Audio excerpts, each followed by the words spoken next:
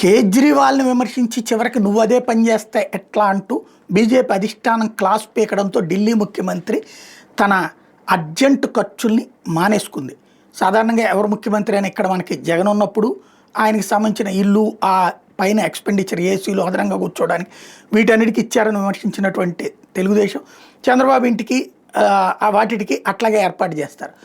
అలాంటి దాన్ని బీజేపీ వ్యతిరేకిస్తుంది. ఇప్పుడు బీజేపీ ఏదైతే ఇప్పుడు ఢిల్లీ ముఖ్యమంత్రి ఉందో ఆవిడ ఇంటికి సంబంధించి 60 కోట్ల రూపాయలు ఖర్చుకి ప్రభుత్వం నుండి జీవో ఇచ్చారు రేఖా గుప్తాకి. ఏంటంటే కొత్తగా 14 ఏసీలు, అలాగే కొత్తగా టీవీ, ప్రీమియం లైటింగ్, వీటన్నిటికీ ఇంకొక